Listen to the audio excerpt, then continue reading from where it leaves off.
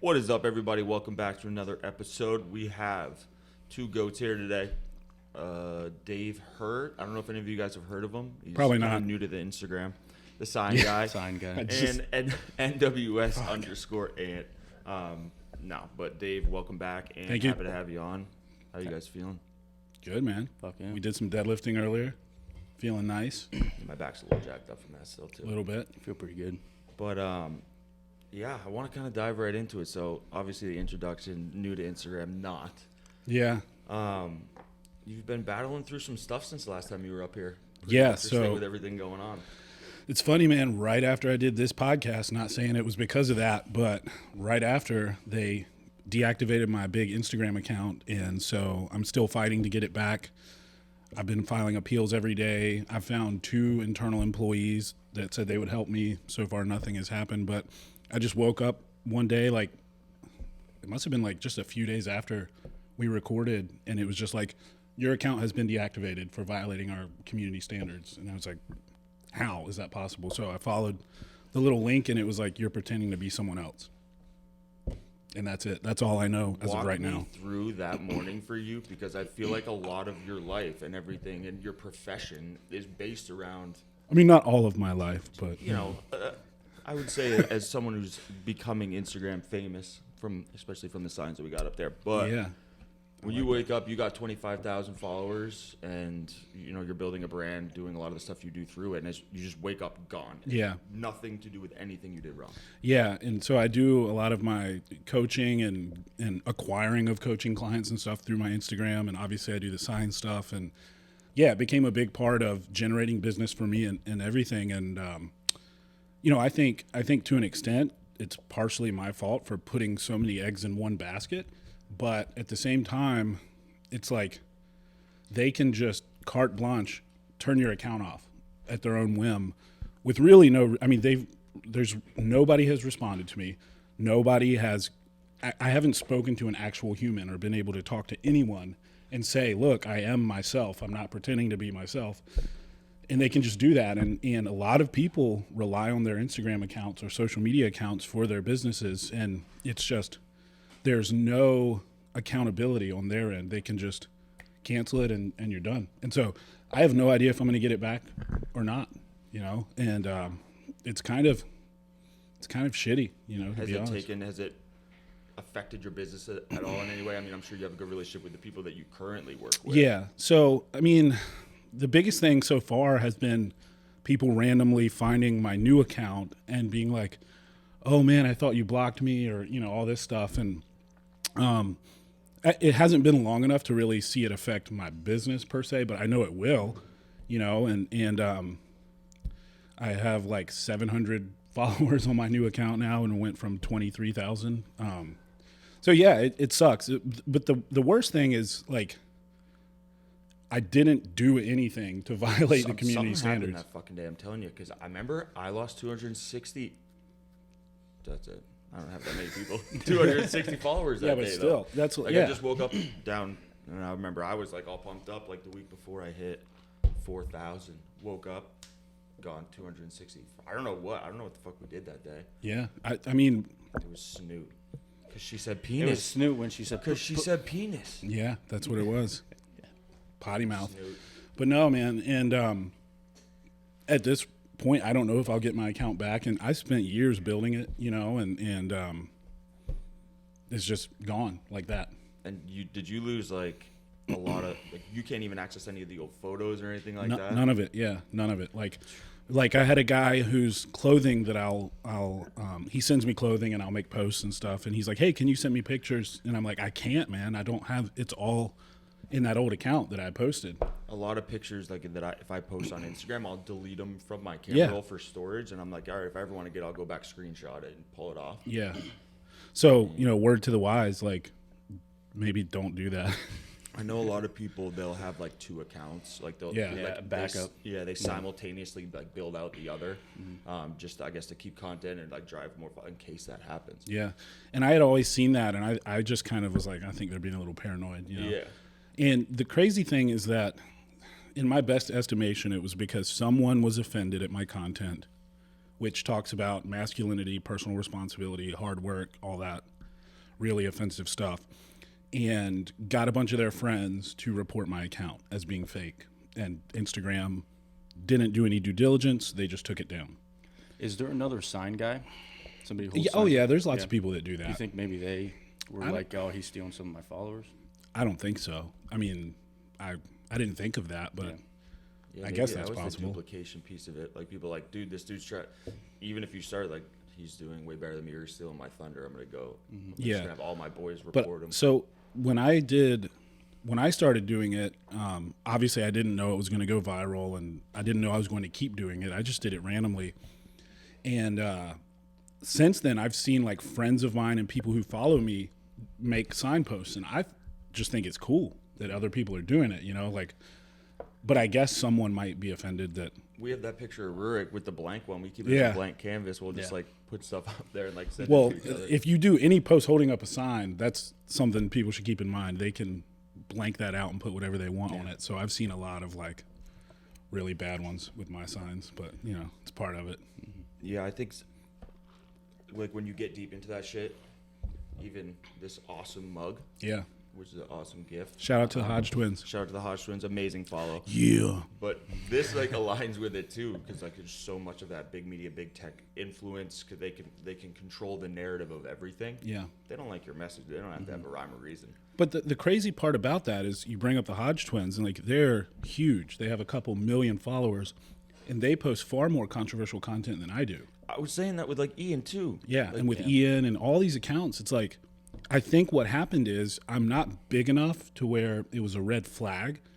And so if a bunch of people reported me, it just took it down automatically because I'm kind of in that weird in between. Like I don't have 100,000 followers type thing, and I'm not verified. So I don't know if I'm getting it back or not. That's crazy. Yeah.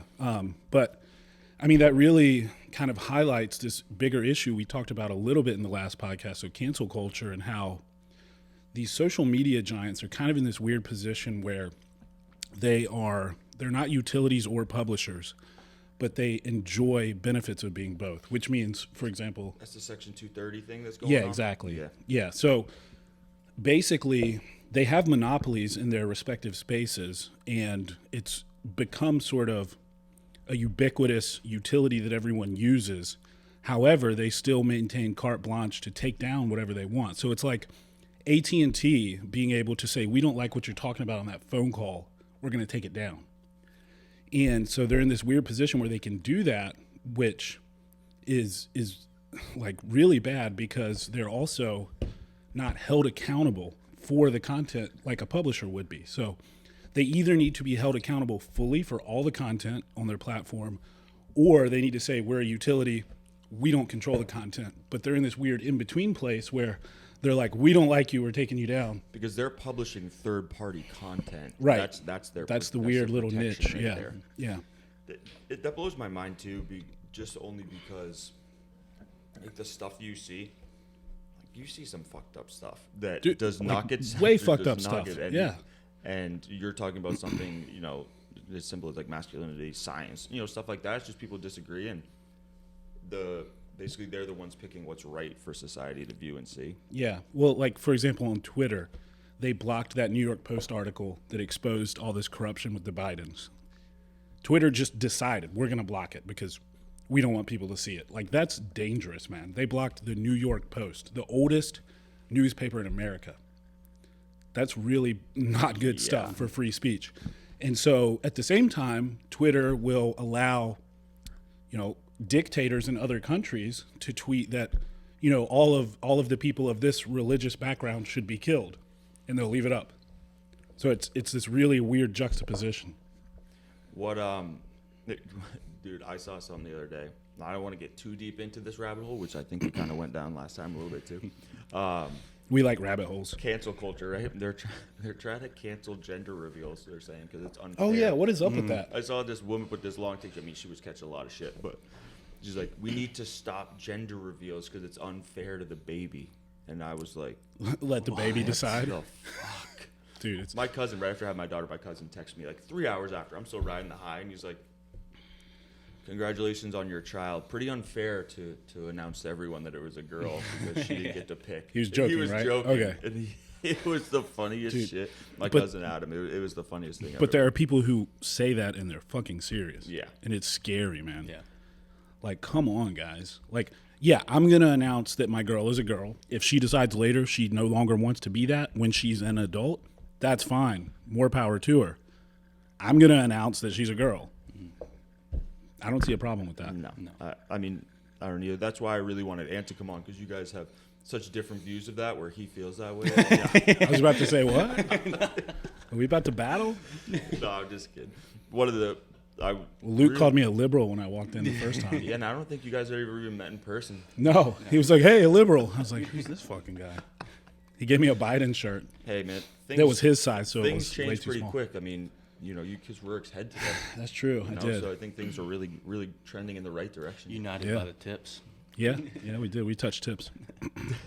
It's funny, too, because everyone thinks, like, toxic masculinity. You hate that stuff. No, No, you're a man. dude. You're just kissing another dude's head. Who gives a You're shit? you're comfortable as a man. Like, you're just comfortable. I had tight jean shorts, mid-calf white socks, and Crocs on today. I think it's... Well, you're also a dad, so you're allowed to do that. I need a little grass stain on him to really get the dad, like, mow the lawn. Once you one time. become a dad, like, you can do anything you want. It's like this rite of passage. Like, Because then you can just say that you're trying to be you're trying to be the yeah, dad. I'm trying too hard. Yeah. Yeah, You just totally. kind of be that loser. Get the New Balances and the khaki shorts. Yeah. Ant keeps me young. I say one of the best things, and I hate complimenting Ant like more than anything. But Doesn't do it. marrying Ashley and then having him, I mean, you're 5 or 6 years younger than me. What are you, 31? Yeah. 30? You're 28. No, I'm just kidding. Were you 25? 25. Turning 26 in March. February. Keeps me I'm young like, 'cause I'm not aware of any of that. I'm just like, yeah, March sounds good. we He's just like, shit no. on each other all the time. He'll be like, "When's your birthday?" December 12th. I'm like, it's November 7th. Like, you know November that. 11th. But as like training wise, like going in with him, when I started dating Ashley, I was 190 pounds. I heard that every day that I was small. He was bigger than me. I need more tats. We're doing this, buying motorcycles, like everything that we do, like keeps me young. Ashley sometimes she's like, "Tut, you're 6 years older than him, and you're a father. You can't do everything that he's doing all the time." Sure, you can. I try to keep up. Well, it depends on what you're doing. Before Emerson was born, he used to come down. I'd be like, all right, we're going to go to this party tonight. And he'd look at Ash, and she'd be like, no. Yeah. No. You try to like drag me out. We go to the garage. She's like, you can't go out with all those 25-year-olds. I'm like, oh, I still think it'd be a pretty good time. No, Wait, you're how old? 31. Okay. And then I'm last- even older, so. Last time we went out, 4th of July, we came home, and Tut was crawling up the steps. Dude, I was eating my eyes. Like, they were in my chin. Like, I mean, it was a That was the rough last night. time. No more. But,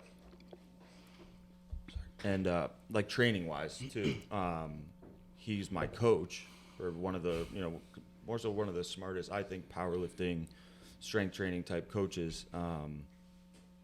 But he hates the fact that we go off program. Yeah. So I could see the steam boiling in his. In his Why head would a today. coach hate that? Yeah. That doesn't make sense. I'll let him go on his little rant about me. No. So for him, I don't mind it as much. My thing is, if you're going to pay somebody. So we're maxing on bench tomorrow? Yeah. No. If you're going to Yeah. pay somebody for their knowledge and to take control of your I programming, agree, 100%. why would you not listen to them? So yeah. I have a friend who, I'll give him a shout out. His name's Taylor. I program for him now, and I just started to get him to understand that you don't need to do that much in a day, right? Yeah. So I would give him a program before, and I'd see him end with 21s on incline. I'm like, you don't need to do that, because that's called junk volume. And now next week, I got to program you more to change the stimulus to make gains. So don't do that. You know what I mean? But him, it's okay, because he kind of understands that, like, if you're going to go off program, especially with your accessories, like, hit more back than front. Triceps are more important than biceps. Yeah. He has kinda- some knowledge, so he Right. can. Just a Right. little. Yeah. Yeah.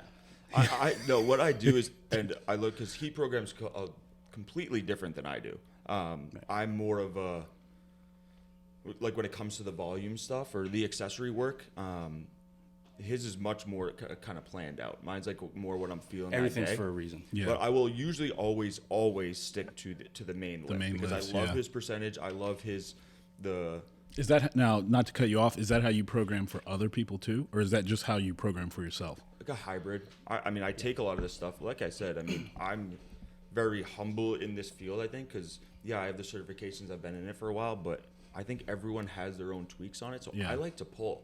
I can't program for myself. We were talking about it earlier. Yeah. I Yeah, cannot do can't. it. Yeah, I was talking to Jess about it too. It's just like, obviously you have the knowledge, you know you can program for other people, but there's just something about, like, it's very easy to deviate from your own plan and to just improvise and, you know. You never think you're doing enough. But if you're, that's my problem. That's true. Yeah, exactly. But if you are accountable to another individual Yep. who gave you a template, Yeah. it's way different. It'd be way different for me. Like the other day, 3x2, 4x2, whatever. 3x2. 3x2, fairly heavy for me. And I'm like, if I had just made that for myself and I didn't answer to him, and I knew he didn't take the time to sit down and program it, Yeah. I'd be like, 1x2 heavy, maybe then just drop to some volume. No, it's easy for you to get Right. off, but I know that I Get got to some send him pump my reps in. video. I Yeah. got to do this, and he spent the time on it. Yeah. Generally, for me, the only time I go off is when my test lowers are flowing and I want to pull something heavy, and then I go back down. It's every other week. Yeah. Well, Remember last time you were here, I was like, yo, do not put videos up of me just regular deadlifting. I'm supposed to be block pulling today. I think we did anyway, though. Yeah. Yeah. He's like, yeah. If I can get him to stick to the main and the supplementary exercises, because the supplementary exercises are just as important as the main, because For real quick before can you just explain in general your like your philosophy and how you program? yeah, I mean, I guess it's like a progressive overload, but it depends on the person. So if you take somebody who's brand new to lifting, you can linear progress them. Like him? Yeah, like him. But you can literally progress them for like 3 months. You can give them a 5x5 the first month. Yeah. And every week. Those do the early days are 5x5. so great. Right, and they're going to make gains no matter what. You can give them anything. They're like, this shit's easy, man. I didn't Yeah. know it was this easy to get strong. Yeah.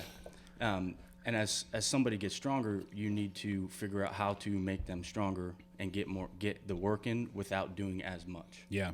Because fatigue is a real thing. Yeah, you start throwing around big boy weights and it's Right. way different. Yeah. And then especially when you start working, 85% above, you need to really cut the accessories and take more rest. I think one of the things that I love that he does with that is being able to, one thing I don't do or didn't do that I took from him is the supplementing the main lifts with just a different variation of it. Yeah. Just he has me do 4 weeks of a stiff bar. It's game changing. Then go back to a deadlift Yeah, bar. yeah. Boris style deads for 4 weeks. Yeah. He'll have me Jess train loves 4 those. weeks without a belt. Hey, you're doing all your workouts, Beltless stuff, no yeah. belt. And then when you go back to a belt and the deadlift bar, It's amazing. everything seems that much easier. Yeah. Essentially, and I never changed the variation. I would still do a regular back squat and then maybe go into that different variation Yeah. instead of changing it. That's kind of like West Side style, right? There's just so many they're not doing the main lifts as often as you would expect. Like Yeah, they're doing variations of it. Yeah. Every week there's just this weird variation, and then you test, and all of a sudden you're really fucking strong in your main lift. Yeah. Yeah, West Side's a good, I implement that quite a bit. I don't really do like a top single, Right. but the variations I like to keep, safety bar, Boris style deadlifts. You know what I mean? Take a variation, get stronger at that variation, and then let's revisit the main lift, see if we made progress. Like Jess, she just did a 5-pound PR and a 30-pound PR since we started, and that was in 2 months. Shout out to Jess. Shout out Woo. to Jess. She's back there. But she's been doing Boris style deadlifts for 2 months now, and I haven't changed it because it works. And she Don't loves fix them. what's broken. Yeah, she always says how much she loves them. She always does. It's interesting if you look at this table right here, right? Some fairly strong dudes, some not so strong.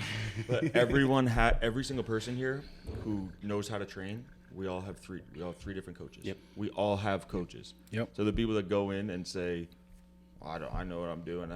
Yeah. Okay, well, you're looking at 3 dudes with a pretty large amount of collective knowledge at this table, 3 different coaches. Yeah. And you just hired a new one. Yeah, I just hired a new powerlifting coach because I hadn't trained specifically for powerlifting in a long time. And as a coach myself, I do get questions. I don't know if you guys deal with this sometimes. Like, I'm very open about the fact that I have a coach, and I tell, same. yeah.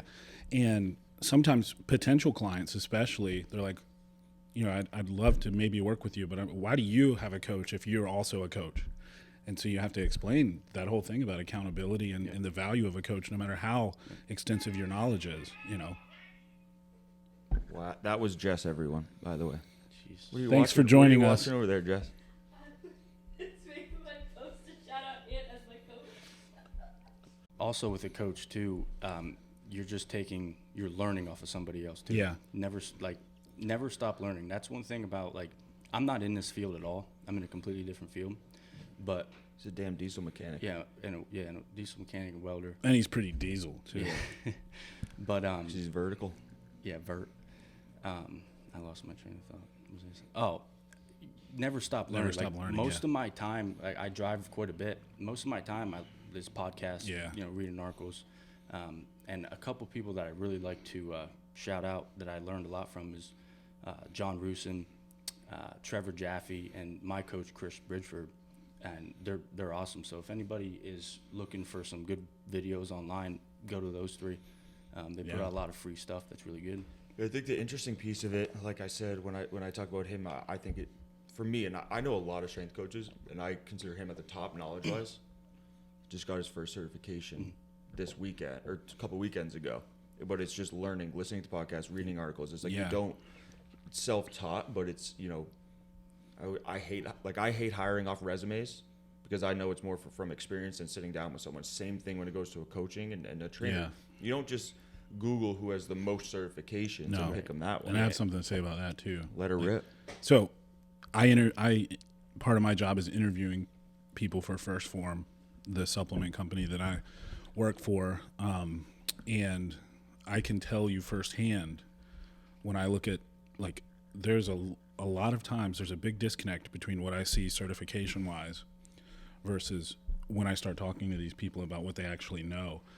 And I've talked to people who have no certifications and they're more passionate. They seek exterior sources of knowledge constantly, like you talk about with podcasts and everything. And they're way better, way more knowledgeable than people that I've talked to with, bachelor's in exercise science, NASM, CPTs, all this stuff. And like I was talking to someone, I'm going to be very vague about this. I was talking to someone who had their NASM CPT, and they could not explain to me what progressive overload was. And it's like, you're so right. And the resume, yeah, it means something, but you really got to dig in on what they've done, what they understand, and it's so, especially if you're seeking a coach as well. Like, don't be afraid to ask them questions about their knowledge. Dude, and so much of it is people, it's their personality with it, right? So there's a shit ton of registered dietitians, such a shit ton of nutritionists, right? Yeah. Are you gonna be able to take it and make? If me and Ann had the same goals, you're still gonna have two different plans, 'cause two different body types. He likes Definitely. something different than I do. Some people won't do that. No. My way or the highway, and a lot of that goes into the personality and what they're willing to do. But they might be the highest level certified person in whatever field that they're in, and I think that's a really big piece of it. Same thing when it comes to like finding a coach. Yeah, definitely. And one thing I was going to mention earlier about if you're somewhat knowledgeable in this field and you work with a coach, something I will see. I've worked with a lot of different coaches personally, and I'll see what they program me, and I'll have a moment where I think to myself, I don't know why they're doing that. I don't know, but I do it, and I trust them. And that's just something I would encourage people to do as well, is just put full trust in your coach and give them the benefit of the doubt and see it through and just follow the programming and don't question it. And, for me, more times than not, I've done that and gotten surprisingly fantastic results, and I would have never done it that way if I had done it myself.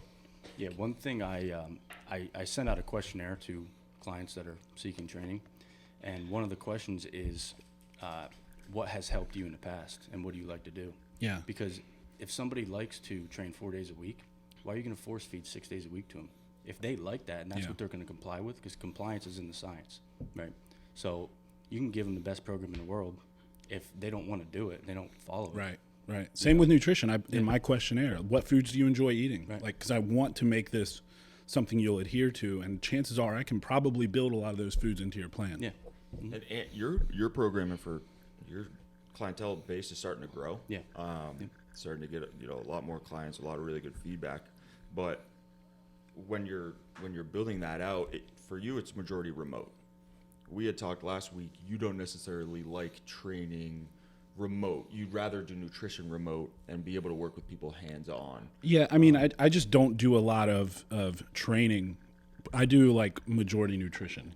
And that's what I'm saying. Like, look at the difference there, right? It's Yeah. just, and it's personal preference and different coaches. Yeah. Whereas you both have knowledge, but you just, And it's what I enjoy more, working general population nutrition, because in my opinion, it's also where the biggest need is right now too. I mean, people can go to the gym 5 days a week, and I mean, like if the nutrition's not dialed in, and so for me, it's just very rewarding to work with a 45-year-old father of 3 who's 50 pounds overweight and get him feeling like a man again, and on top of his game again, and you can do that through nutrition. get those test levels up. That's one of the big things for me, Yeah. coaching wise, is I tell people, one of my big questions when I have a new client, if they have no injuries, do you like to, or will you train legs? And then I go into the big piece of it. 'Cause a lot of people are like, I'm never going to play baseball. I don't need to train legs. Don't matter. Then I go into the breakdown of everything with the free testosterone and the overall Systemic strength. release, Exactly. yeah. So but that's a big piece for me that I like to find out. When That's I'm, a good like, question to bringing throw them in. up. Yeah, It's And so game simple, changing. but yeah, Legs are hard too. I mean, legs are a lot harder than training upper body. Like, and when you do shit that's hard, it's good for you. Well, and I You always build say that mental everyone toughness. thinks they have bad knees. I think Oh my at the God. CERT last weekend they said this. Everyone thinks they have bad knees, they Dude. can't squat. Everyone thinks they have bad hips, they can't squat. Bad back. It's no, you just are untrained, and you're looking for a reason to. Getting under the bar fucking sucks until you start to really understand why you like it. Yeah. So you're untrained, and it's hard to start it. Yeah, Yeah. and that's where the knowledge of a coach comes in too, because if you have somebody that's never deadlifted, you're not going to throw max deadlifts at them. You know what I mean? Like, let's start off with like trap bar or something that's a little easier on the lower back. Build it, because what's that saying? Weak things hurt. Yep. Right. Let's get stronger, and then I guarantee you won't hurt as much. yeah. I yeah, fucking absolutely. hate lifting upper body. Yeah. He keeps talking about max bench. I'm like, yeah, I'll definitely do it. Like, Well, it's because you I'm need gonna to bench do it. 295 tomorrow, but As soon as he told me he was a shitty bencher, I was like, well, let's yeah, bench I gotta together. do it more. You know? Yeah, I know. It's just, for me, it was just one of those things. I used to love it. It used to be my best lift. Just a personal opinion, I just enjoy the feeling after a workout of training legs. Yeah. I like the burn. I like the heart rate. I like the sweat. It has nothing to do with your relative strength on the bench press versus the other lifts, because you're a strong deadlifter. So I don't know. I think because I used to not be. I used to be the guy who I would do 5x5 every single Monday of chest, and then do back on Tuesday, the typical, before I really got into the field. But I would always do like pyramid sets, just Yeah, to fucking 12, just 10, 8, 6, burn 4, myself 2. the fuck out. Like, yeah. yeah, but I think now I've since my other lifts have gone up, I know that it's a weak area for me. My bench is shit. So now I want to put more focus into it. Yeah. But I think for a long time, building after Yeah. I had that realization how important legs were, that was my focus. And I enjoy getting an upper body pump. You know what I'm saying? And just kind of going through. Yeah. But I don't, I like when he's like, dude, we're going heavy doubles today, squat. That shit gets me going. Yeah. I mean, same, but I think like right now I'm excited about deadlift because I had to go a year without doing it. And so I only squatted and benched. And, Have you thought about switching hook grip since you tore your bicep, right? yeah. So I have been doing just regular double overhand, no hook. I used to do a ton of hook because I was in Olympic weightlifting. Okay. And I need to revisit. I did hook on a couple warm-up sets today. Yeah, My I thumbs saw were that. fucking He screaming. was a big CrossFit guy for a while. Yeah, right? I competed in CrossFit for a couple years in the early days. This was like 2010 when CrossFit was kind of still newer. Get some rhabdo. Yeah, yeah, dude, Pukey the clown. Yeah, and I fucked up my labrum in a competition. Shocker, right? All those handstand push-ups that are Dude, bouncing off the ground. it was power snatch and ring muscle ups. Yeah, super good for the joint. Yeah, Listen, really good for we you. talked about it last time. Everything you do when it comes to that, like it's fine, but when you do it to fatigue and you're still trying to do Yeah. technical movements where Yeah. you're not able to control the. It's awful. Exactly. And I think a lot of what CrossFit misses is prehab, not rehab. So instead of fixing, like, you got bad shoulders, let's not snatch. Yeah. Let's work on Yeah.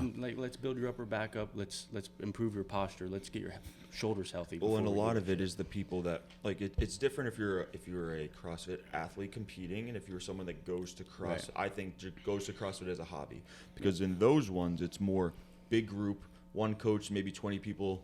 You're not doing a ton of form work individually. Nope. Yeah. Now, I think CrossFit athletes are the biggest physical freaks in the planet. Yeah. They're savages. They're They're sure. power lifters, insane. they're Olympic lifters, Yeah. they're triathletes, they're swim. If you're at the top of the game in that discipline, you're an absolute savage. Yeah. Agreed. But that's completely different than doing it as a hobby. Yeah. You know, because Yeah.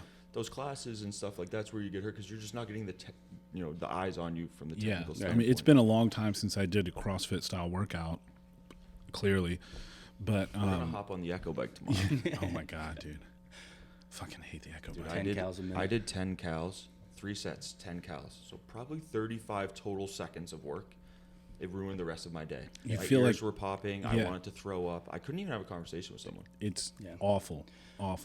But what I was going to say is, like, back when I did it, it was what you said. It was one coach and 20 people standing around him with PVC pipes. Make sure you got the movement. Okay, good. Now let's go do it with weight. And it's just like, Right. of course everybody got injured. Because you're doing as many as you can do in 60 seconds. Oh, right? and by the way, you spend most of your time sitting in a cubicle most of the week, and you're going to come here and do this for an Right. hour and just Yep.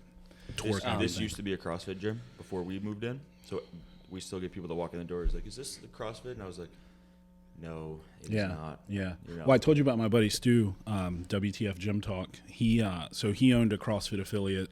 That's where I trained. So this was 2010, kind of time period. And he doesn't do it anymore for that very reason. He was like, for the type of people, Gen Pop I'm working with, like working professionals, he's like, they don't need to be doing the snatch Right. and all these movements. They don't need to be trying to do muscle ups. And so he developed his own model that takes some of those elements. I mean, you want to be functionally strong Right. in your everyday life, but he eliminated a lot of that shit, and it's way better for him. Yeah, I think CrossFit's really turned a corner Yeah. with that stuff. I went for a summer, and the guy who taught it where I was from, it was a lot of bodybuilding stuff, So Yeah. it was really good. Do you know who Marcus Philly is? Yeah.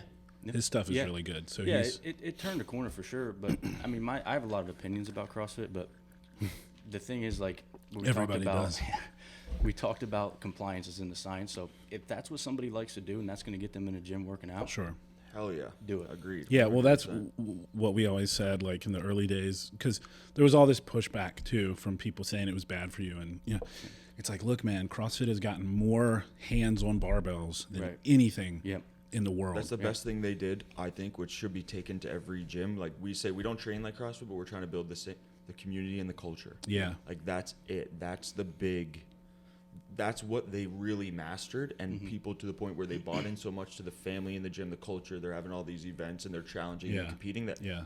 they don't necessarily care at that time whether it's might hurt them. yeah. So I always say, the way they built that, we want to do that here. Are you That's what it familiar should with be. the third place theory? Like, No. so basically, it's this idea that everyone needs their third place, and that's what CrossFit really tapped into strongly, because you have home and work, most people, and you really need your third place, which is like the place you go to regularly outside of that, where you have a community. And that's exactly what CrossFit did so well, and that a lot of gyms try to replicate that now, and it's kind of like, as humans, we need that, like, other piece of community that You we know how don't many get from, people- like, you don't want to chill with your coworkers, Yeah. unless you work at a really cool place or whatever. But Like you- fast twitch. yeah, like Fast Twitch, you need to go somewhere else where you can, and if you can do that around something that's healthy and making you a stronger, better human, I said they probably not a bar. Like I was gonna say, bars might, obviously it didn't, but bars you could say, hate CrossFit, because I bet how many people didn't go out that Friday night because the other people from their CrossFit gym were like, yo, we have the workout at 7:30 tomorrow and I'm gonna beat you, and people are like, all right, I'm gonna go to sleep early Yeah. Friday. We would just whatever. go work out and then drink. 25 was my cutoff for that. Yeah. My hangovers last like 3 days now. Dude, it's Last so time I drank, I yeah. got like the flu after. But people probably not going out because of that community of, well, I have CrossFit tomorrow morning at 7:30. Yeah. Right. And I think that's like you said, that's your third place away from it, and it can do so well. That's where this whole mental health thing with these fucking lockdowns are really, it's really frustrating, because places like this, places like Ian's, like that's where people go. That's the only place they have to go. Yeah. If you're a parent, and look, being a parent is amazing. It's the best. Like, but you've got like the kids at home, your spouse, you got work, you got all this, like, you got to fucking walk the dogs need to be fed, this needs to happen, mow the grass, do the, like, you want to go somewhere, you want to have that place you can go. as your retreat from all that shit. And people don't have that right now, like you're saying. And I think that is why you're seeing mental health issues, suicide rates go up, all this stuff. Like, what are you going to do? Look at social media where everything's fucking depressing and all fucked up? Watch CNN where they're idiots? Like, you have nowhere to escape. I really struggle sometimes. There's been many times, and I think we're a very good gym, that I've actually thought about getting a membership to a different gym because I don't have that third place for the separation here. When I owned bars, I wouldn't drink. I'd go drink somewhere else. Yeah. Away from my bars. Because I'm in the middle of my workout. I'm at work. People are coming to talk to me. The UPS guy comes. Someone throws up. I'll clean it. Someone wants to talk to me about something on staff, whatever. There's no separation. So I have many times have been like, I'm going to go get a membership somewhere else so I can go have that hour and a half that is not at home and that is not at work. My friend that I was talking about earlier who owned an affiliate and now he owns other gyms, he trains at home. He doesn't train at his gym. He's like, I can't. Everybody needs something. I can't train here. That's the one thing that fucking pisses me off all the time.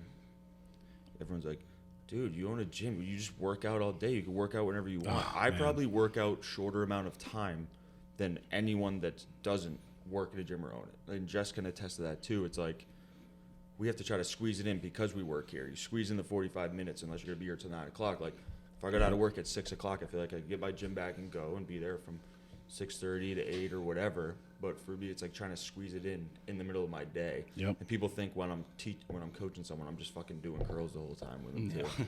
Should be. And get that a lot. I know I should at least be hitting some bench press or something. Get a shake weight while you're. I think the mental health thing. I mean, that's something that I know you're very, very passionate about. Yeah, man. And it's important. That's I think is a big topic too this weekend down at Ian's, which is going to be an awesome. Yeah, it's going to be fun. Awesome day. Hopefully, I can make it down with you guys. But that's with everything that's going on. I think it's such an important piece and focus for people to really pay attention to. It is, and nobody's really in the mainstream media talking about it. You know, they're not talking about mental health, and they're not talking about preventative health. You know, like you never hear anybody talking about the effect vitamin D has on your immune system in the mainstream media. You know, they're talking about hydroxychloroquine and all this shit, and it's like, take care of your body. Like, you know, there's a reason why you hear about people who are healthy young adults, they get it and they didn't even realize they had it, and then like 2 days later they're fine. And it's like, take care of yourself, man. Like that's what we should be talking about. And mental health is so important. That's what we should be talking about, and we're not, because it's not sexy. I'm training a guy right now, and he always does this thing. So at the end of the year or whatever, he does this insane diet where he's not supposed to be training on it, right? He's working with a doctor for it. He still comes. Insane what diet? Like it's a crash diet. He's like a big fast. Like he's gonna lose like 30 pounds in like 30 days. And he's working with a doctor on it. Yeah. Who's this doctor? I'm not very supportive of it all, but he's told like do not work out, right? Still every morning comes in just to come here, stay in his routine. We do some body weights, so just open up his hips, get his blood flowing, get his back going, and it just for him it's a peace of mind. It's away from home. Yeah. It starts his day the same way, gets the blood flowing, and it makes his body feel good. And the couple days that we didn't, because I was like, I'm not gonna train you when you're doing that. He was like, my days were fucked up. Yeah. Like I have to come in and start my day doing that and being active. When I did CrossFit, like on my off days, I'd come into the gym and just bullshit with people. Yeah. To help someone out with form or whatever. Like you just need it. Mm-hmm. It's so true. Rick and I always talk about it when we do like big speaking engagements, like during quarantine. My brother's company is very big. We were doing Zoom calls with all of their sales force. Before it, Rick and I would always go lift, get a pump, get the blood flowing, get the mind and the brain stimulated for it, and it helped the sleeves stretched fill out. the sleeves a little bit. But it made such a difference to, the performance that we were able to do, our brain function and our confidence, going into it. And it's like true. Those off days, even coming in foam rolling and breaking it up and stuff like that, it's super, super important. Yeah. So I always tell people, that's why I like to train in the morning. If it's sitting on me the rest of the day, my body's really not optimized, I think, for me to perform at a peak level throughout the day in the business. Endorphin release. Hell yeah. I'm not a morning trainer. I can't be, but you came in here fired up today. Well, I'm always fired up. Like, Jess doesn't like how energetic I am in the mornings. But the hood on for like an hour and a half. What did I say to you? You don't wake up just grateful to be alive? Isn't that what I said? And she's just like, get the fuck out of my face. She's like, But yeah, I am like that, but I just can't train in the mornings. It's mental for me. Like I just feel like I need to have some meals in me and all that stuff. That's the same with me. If I don't have like 3-4 meals in me, because I train at like 6:30 at night. Yeah. And I feel That's like about when I do too. When I go in on Saturday and Sunday in the mornings, I just feel flat. Mm-hmm. I feel like for me, just the weight of the day, not my physical performance at all. I think I do train better at night and move weight. The weight feels better. But for me, mentally, it really, really kickstarts my day. And I hate when now it's 2 o'clock and I'm thinking about what I still got to lift. And that, and I just, for me, it really kind of gets it all going. I wish it could be the first thing I did. It's almost like taking pre-workout though, for you, like training in the morning. So you train in the morning all the time. So then when you PR at night, it's like you feel so much better. It's like taking pre-workout. If you don't take it for a week and then you take it again, you're like, oh, shit.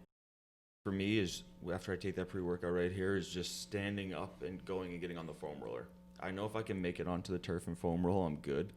There's times where I'm like, just not work out right now. That's important to say though, because people need to hear that even a guy like you who owns a gym, owns a fitness brand, all this stuff, like we all have those days where we're like, fuck, I could just not work out today. Yeah.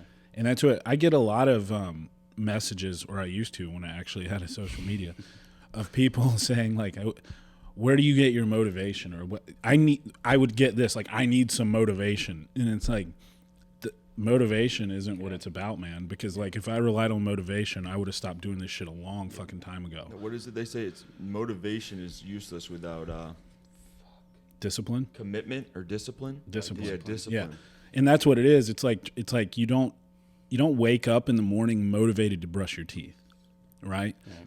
You wake up and you brush your fucking teeth because you have the discipline to brush your teeth, and that's where you need to get with this as well.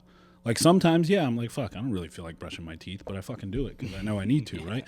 It's like same with your fitness. Like if you can get to that place and you're not like, I need to get amped up, I need to get motivated. It's just like, no, this is what I do. This is who I am. I'm going to do this. Like that's where the value is, and that's how you can do it long term, not relying on watching some fucking YouTube video of Branch Warren or something and like, okay, now I'm ready. It's like, yeah, that shit is great. Take advantage of it when it happens. Yeah.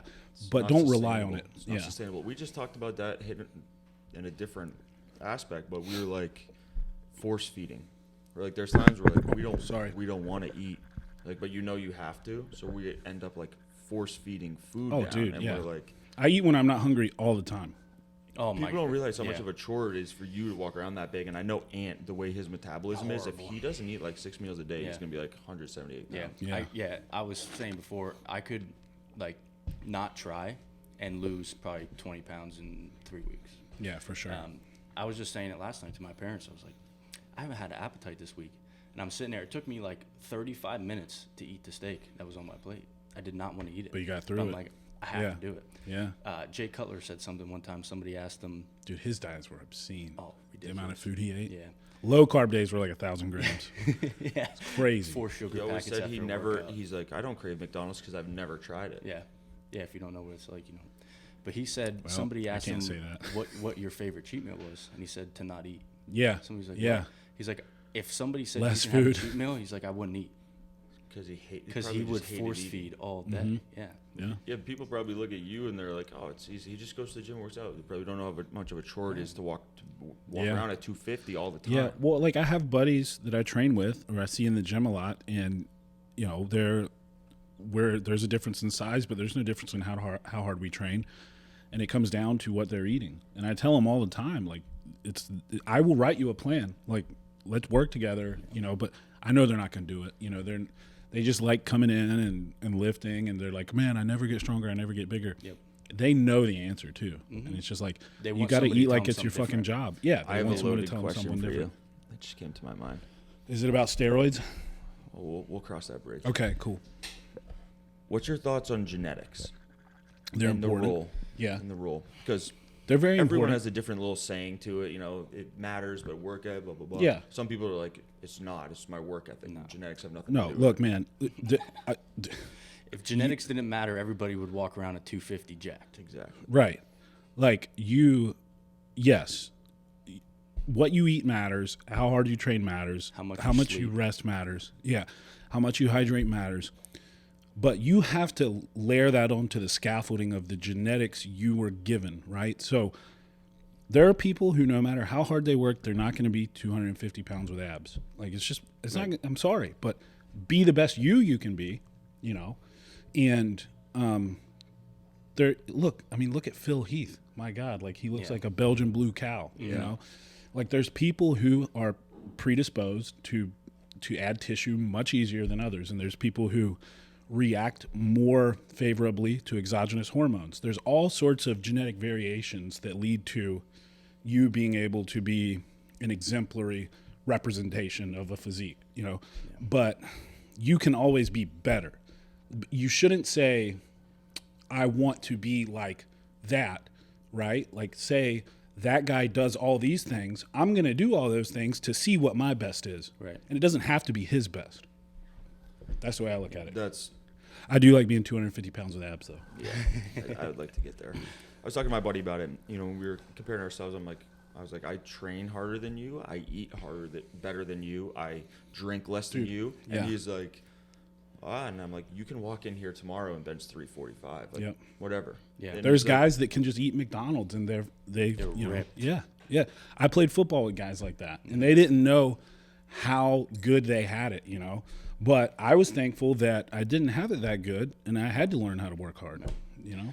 After a while, though, that will all catch up with them, though. Oh, definitely. Always. Yeah. Always catches up. They're going to have a gut. You see these guys that work hard as shit, right? But they don't look like DK. I know there's guys that work harder than, I don't know for a fact, I would assume there's guys that work harder than DK Metcalf. There's a reason why DK Metcalf looks like that. Yeah. You know what I'm saying? Yep. Yeah, it's genetics, man. Like, the genetics matter. If anybody says otherwise, they're lying to you or they're just uninformed. That's what I blame my small calves on, even though I never do them. The best dinner table talks. That's one of my biggest pet peeves is the genetics argument for small calves, though, when you're not training them. Yeah, no, it's Ant's gone through things where he would do like 300 reps a day, and like they're getting stronger, they're just not growing. They get vascular shit. Yeah. So, especially when I drop some weight in the summers, they get very veiny. They just never grow. The best dinner table talk shits on at the DiPippa house is when Ashley's shitting on Ant for his small calves. He'll shit back on Ashley about her small calves, and it's just like around. And my dad's like, I haven't done calves in 30 years, and look at mine. I was Mr. Pennsylvania. Look at my calves, so it's not genetics, you know. Tempo work was the best for me to get my calves to grow. I follow a long stretches at the bottom. What's Julian Smith? Yeah, a lot of hit like I like his slow, stuff. Controlled for calves. And he's got some decent legs. I think the quad guy. I think everyone has different body parts that just develop at different rates and different ways. Like I know for me, when I do a lot of volume, I grow, you know, width wise. Right. I tend not to be able to grow, you know, out to the side as fast. Where I have a really, really hard time putting size on in my traps. I know if I did a bunch of volume on my chest, it would grow. You know, and like I said, I train a lot of legs. My glutes don't grow as fast as other parts of my legs. Yeah. And that's where the bodybuilders really get into it. That's what I kind of like about looking at those guys. They'll be like rear delts, you know, and then they'll just hammer it. Hammer it. I mean, that's how I trained for a long time. You know, for me, like my traps and my delts, if everything grew like them, I'd be happy, you know. I'm happy that those are two things that grow easily on me, but like, you know, my hamstrings, you know, everybody has these things where it's like you start picking it apart, you know. Yeah, dude, and everyone holds shit different. Like, I was a hair above, almost into the single-digit body fat, which I've never been. But, you know, a couple months ago, right before the baby was born, I still had love handles. Never had abs. I know I could be 6%, and I could maybe have a six-pack. I'll still have love handles, just where all my fat is stored. And you do have to do that cost-benefit analysis of how fucking miserable am I willing to be just to have that, right? Like, because being 6% body fat sucks. I know for a fact that I never have an inch. Like, I would love to be 250 with a six-pack. I don't want to sacrifice the lifestyle that I enjoy to have it, because it's not that important to me. Right, exactly. Like, I want to be able to have 2 Corona Lights with dinner last night. You can't do that for someone like me. Now, some people compromise. can. Yeah. I mean, I'll fully admit that I have pretty decent genetics to where I can do that kind of stuff. And I acknowledge that, and I'll tell people that. Like, you know, I'm not going to act like, you know, Mike O'Hearn, like I've never, you know, had a piece of sugar in my life. And, you know, like, no, I'm fortunate in that regard. But I've also trained for 18 years. and done a lot of things the right way to where I can have some wiggle room now. Oh, And, yeah. like, I'm not shredded by any stretch, but I can look okay and still drink some beers and drink whatever this was that I got. That looks phenomenal. frappe. I got to just iced black over Sweet here. cream cold brew. That's Brandon's go-to. Look at his face over there. It's so good. So good. Yeah, I can't. I mean, But I was like, I did heavy deads. I'm gonna drink this shit. a lot of it's timing. That was a big thing for me, Yep. nutrition-wise. Nutrient timing is huge, man. I started pounding carbs around my lift, and last year, I think I saw a big change this past year. And it was that. It was just really not changing what I was eating, but the timing of it. It's important. Yeah. Like, and that's what a lot of people don't get. And obviously, you start with the basics with new people.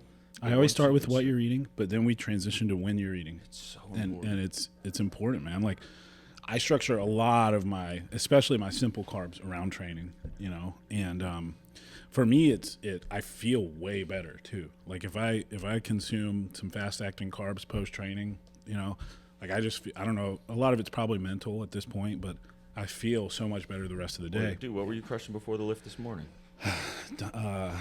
Like cinnamon roll from Dunkin' Donuts.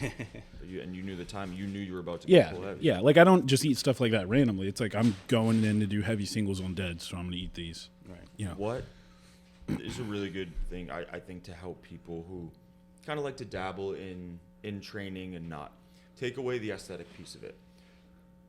How important and how much benefit you get from the carryover, both of you guys, because both of you are train a lot and very committed, into the rest of your life and the successes in business or whatever. Like, I could speak a lot on that. do you think you'd be in the same position mentally or at your jobs or in your business if you didn't train that way? No.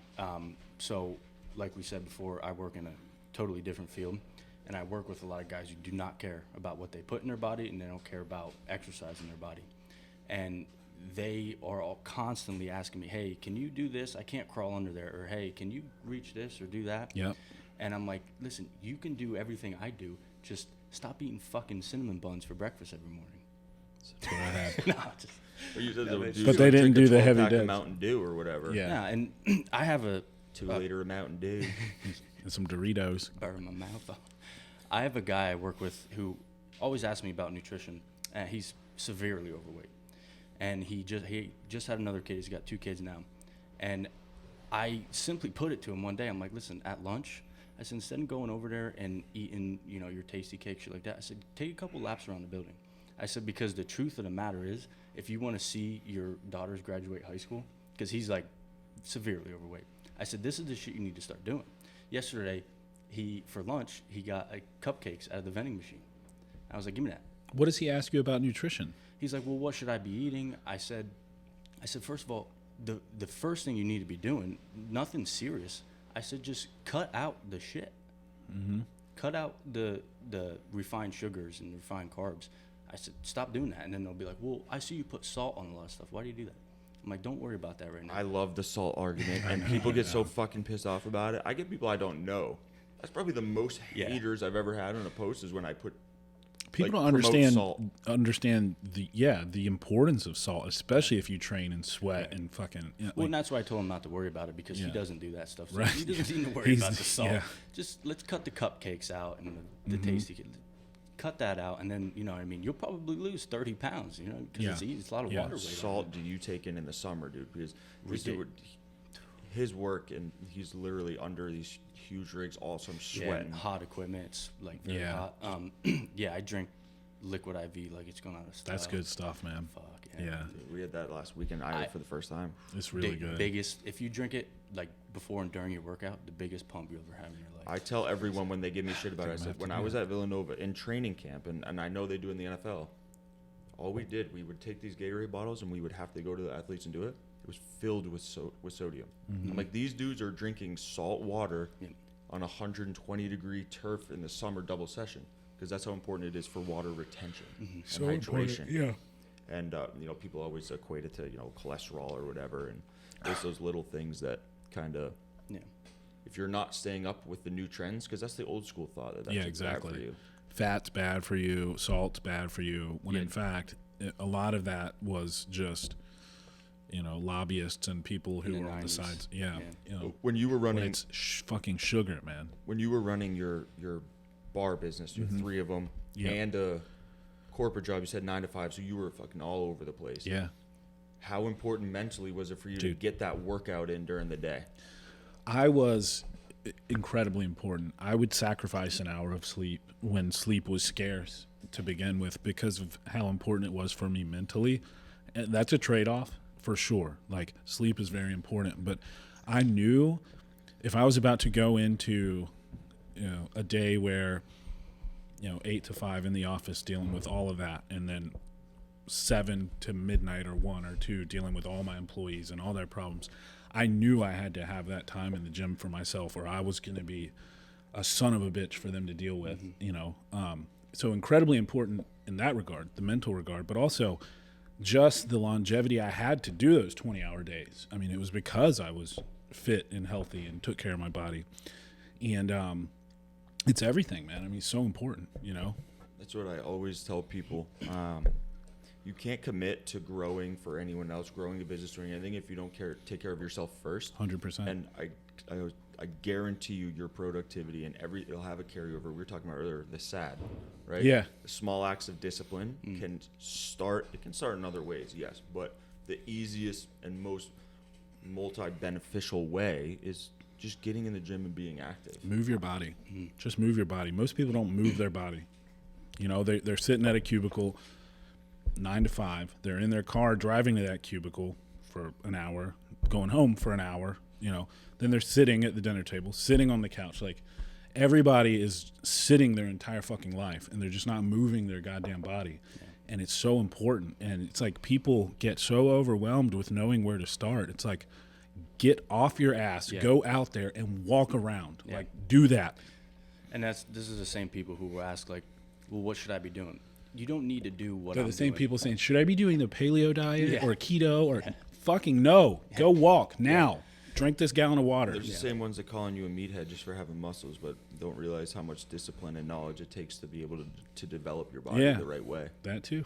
And then they just see you and they just go, steroids. Yeah. Yeah, Like that I too. said, that person the other day on my DM asked me, and first of all, none of your business what I do. Yeah. Right. Second of all, just because someone's getting stronger quickly, they assume that you're on juice or whatever, and it's just an easy way to call it because they know how hard it is to actually get up and do it. Yeah, and the one that I hate the most is I could look that way if I did steroids. Yeah. I was No, you telling him fucking about couldn't. That we had talked about it a little bit before. No, you fucking couldn't. I guarantee you fucking couldn't. Look at look at you now. Yeah. You really think that it's no, you can't. No. Well, we know. I know firsthand. Like, we have a couple friends that have taken a lot of shit. Oh, I know tons of guys that have taken tons of shit that would like kill a horse, and they look like garbage. And that's another thing with genetics too. I mean, I lifted at this gym in Hazleton. There was this kid never touched anything, 700-pound deadlifter, 600-pound squatter. There's kids friggin' shooting. What is up with kids these days with these crazy numbers, man? You see it insane. all over fucking Instagram. Like, People always this ask me- 17-year-old just ripped 775. Like, what the fuck? Yeah. A couple of my friends from home, they're like, you competing? I'm like, dude, I'm 220.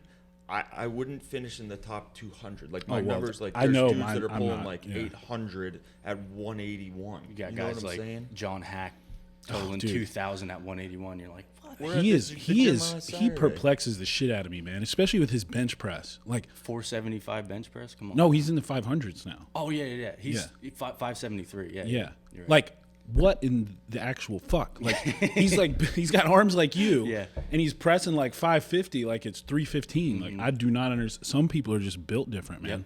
Yep. It's actually insane. And you look at people and the way muscle fibers are, like, oh, I'm stronger than that dude. That dude's not that big, and he gets in there and does some stuff, and it blows my mind. Well, a lot of it is also like, the way that John has been training for so long. Like, he's been training for strength, and there's a very big difference in that and Right. training for just muscle size, adding tissue. And you don't look at him and think, I mean, he's got a hell of a physique for sure, but you don't think he's a 600-pound bencher, Right. or fucking 850 pound, whatever he squats. Like, it's just his numbers are so retarded. It's just like, how it's got to be fake plates. Like, what is this? But it's really cool to see. When are you planning on are you competing? Yeah, so kind of what you were saying. Like, I'm 250 pounds, so like I will not be competing with anyone except myself. But I'm thinking towards the end of the year, I'm just starting off-season training with a new coach, getting my 1-rep max numbers this weekend to start that, and then we'll see how it goes. And it'll be towards the end of the year. Do you have anything in your head, or is it so far away? Do you have anything in your goals for yourself? It's so far away, man. I just want to stay healthy and do the best I can, Have not you injure myself. competed powerlifting before? No. First one? Yeah. Hell yeah. Yeah, I never trained for strength. I just got strong as I trained, Do you know the association that you want to do? Or? No. That's a lot of things powerlifters miss too, especially guys that aren't like world-class powerlifters or elite powerlifters. They don't train to get muscle. Right. They're just like, I just want to increase the big three. Well, to increase the big, there's You got to add some mass onto that frame. Dallas McCarver pulled 845 and he never trained for strength. I mean, that is going to say like, if you just big progress, muscles. if you just utilize progressive overload over time, you train long enough, you're going to get stronger. Yeah. I literally just said it out there. I was like, dude, you're on pull 7, because I was like, you haven't deadlifted in a year, and you just threw 605 around like it was nothing, and all you've been doing is essentially bodybuilding with and just putting on garbage mass. fucking mechanics. You know what I'm saying? So like, we were just like raw, pure strength. That's Pick just shit up. lifting weights for years, and and doing bench squat and deadlift usually, except for the past year, like doing the big lifts. Like, you're not gonna find Johnny Biceps, who only trains upper body, be able to go pick 600 pounds off the floor randomly. Right. But like, if you just train the big lifts over time and try to progress, like, even if you're training in the 8 to 12, 15, whatever rep ranges, like, you're gonna get stronger. Yeah. You're gonna add tissue. You're gonna get stronger. I know you did some non-affiliated competitions, but with your lean physique, I feel like you could post some pretty good numbers if you cut right before. Are you planning on like competing ever again? Compete with John Hack? Yeah. Yeah, I would like to. So my thing is, I know that I can't put 100% into my training because of my job. So it's really hard, especially the last like 6 weeks of a powerlifting program when you're peaking.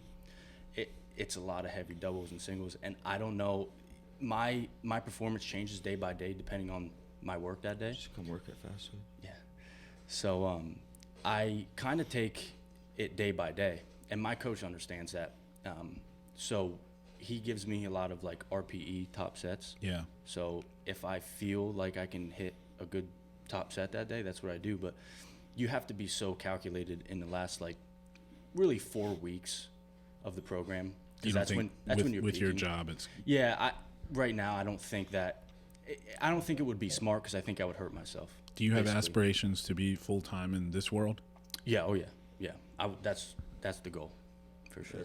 That's one of the. I mean, that was a big area of like focus for me with starting the No Windy Sleeves and the supplements and everything. I really want to be able to create and build, and that's why I brought these guys in, a place where they can all stop working for the places that they are now, and we can all do this full time together, create jobs for family and friends, and build like something together. I want nothing more than for him to be able to move out here, same with my brother, and just do this full time, because then I know it's passion driven. It's gonna be fucking awesome for them. That's what Andy did. Yeah, The him and his first one. brother. I look at that like, dude, I His idolize dad's them. there, and I mean, there's a lot of folks involved. So I tell everyone that's a big thing I talk about. Like every Christmas I go home, I'm like, oh, I'm starting this for our family. Like hopefully it's to the point where, like you say, generational opportunity and wealth to be able to provide for them. Yeah. It's funny because like when he was my coach too, going back to the training and calculated, I told him I think as soon as I found out Ashley was pregnant, I was like, I want to be the strongest I've ever been right before my daughter's born. because then you're just gonna have to chill. I really didn't lift for 6 weeks after. Yeah. It was you have to very, very hard. Do what you can while you can when you. I've never held my top strength in all 3 lifts at the same time, and within 48 hours, 50, maybe 56 hours, I PR'd in all 3. And the science of the last couple weeks for him, for what he did, was game changing. Yeah. And it was awesome to see, because I've never trained that calculated before. Yeah, it know? works, man. Yeah. It was crazy. As far as the new dad thing goes, I was just talking to a buddy of mine who's a competitive strongman, and he's about to start a family or they're about to start trying, and he was like, any advice? And I would give this advice to anyone who trains, who's really serious into any discipline of strength sport or physique sport. Like, just what you did was great. Like, let me try to get my numbers to be the best they've ever been right before the baby. And then you need to really just say, okay, the next 4 months, whatever, I'm going to, like you said, do what I can, but I'm not going to stress about it, because your focus needs to be on that child, and you're not going to get the rest you need. You're not going to have the sleep pattern you need. Like, don't try to force a square peg in a round hole. Exactly. Like, just plan on taking a break from training, and just, you're going to be so much happier if you do that. It was tough. It was tough. It was tough to. It's tough, man. Like, let it sink in your own brain, but then having these guys around and being here every day, and seeing people do it. It was probably about 6 weeks, I'd say, after until I really started getting consistent. Like, he was still programming for me, but it'd be like, yo, I didn't lift Monday or Tuesday. Yeah, and I understood that. So his programming, his days were a lot easier. It wasn't the 3x2 like he just did. It was more of like, let's just get in, let's do some sled drags, let's get some GPP, and let's just keep moving. And then go spend time with my niece. Yeah, right. Fucker. I know. We were just talking earlier. I was like, she's gonna be such a bro. Yeah. And just seeing her around all these guys all the time. I get it. She's gonna be able to defend herself. Oh yeah. Hopefully. We got when she was first born, I started bringing her in. I was like, I want to bring her around the loud music like right away. Just get her ingrained in the atmosphere. Weights, People were like, clanging. someone asked me, they were like, what if she's not into weights and stuff? I was like, I don't give a shit if she's into weights. I just hope when she's older, she'll want to come around the gym and be around my friends and my teammates and stuff like that. That's all I give a shit about. It's what she's going to grow up in. Yeah, I mean, I grew up in that. My dad was a personal trainer. I'd go to work with him and hang out there, and, it's really what drove you're a it. coach. Same with Ash. Yeah. Ash hates like running and stuff. And she plays soccer. She's like, can we just lift? She ran through the juggernaut training program like right before Nice. like a couple months before the wedding, and then the last 3 months before the wedding, we just ran. Like, I was like 196 pounds from my wedding. That was pathetic. It was fucking brutal.